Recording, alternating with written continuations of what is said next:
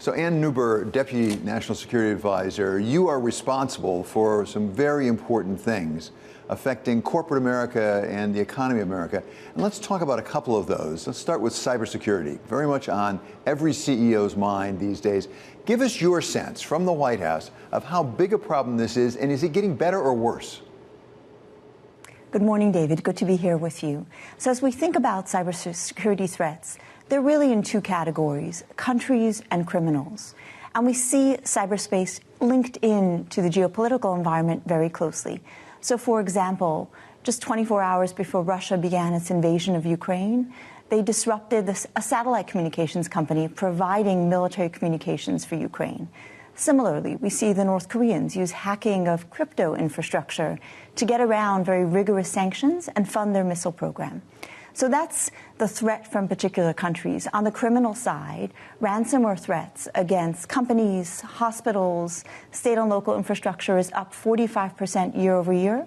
That's driven by criminals around the world, the majority of which are actually in Russia. So the government's efforts and really the deeper partnership the Biden administration has built with the private sector has been focused on the kind of approaches that would both counter the national and the criminal threat. So as you suggest, Ann, it's both a private company issue and a government issue at the same time. How do those two things connect up? I mean, what are the respective responsibilities of the private company to defend themselves and also the government to help? On the private sector side, the key approach really is companies locking their digital doors, backing up their systems, ensuring that vulnerabilities are patched quickly, because we still see threats being successful with pretty basic approaches. I'll give an example.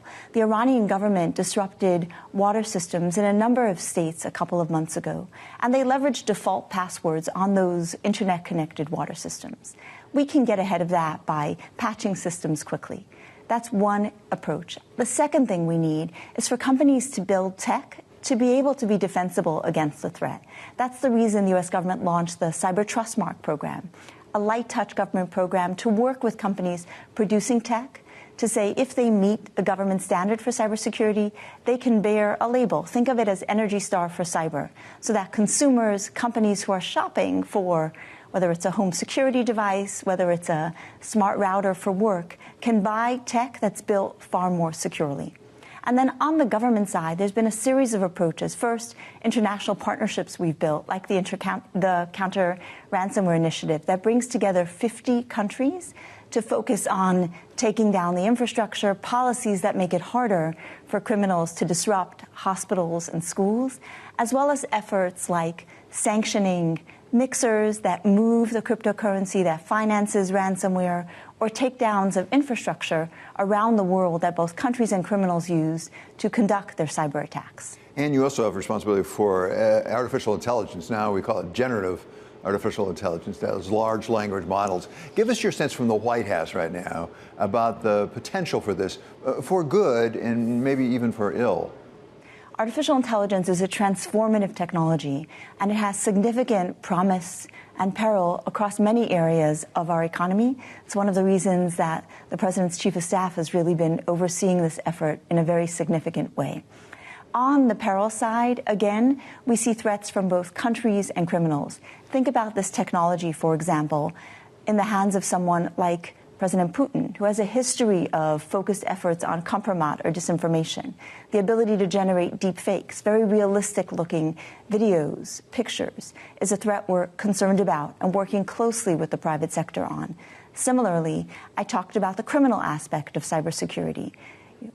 In the hands of criminals who can accelerate developing malware, potentially accelerating the synthesis of biotechnologies, that's a real concern as well. From a broader societal perspective, we also have concerns about AI augmenting bias in loan programs, potentially the risks to students learning. So those are all areas that we're focused on, both the perils of AI from a national security perspective and the perils of AI from a broader societal perspective, even as we double down and think about how to glean the promises, which are also very transformative.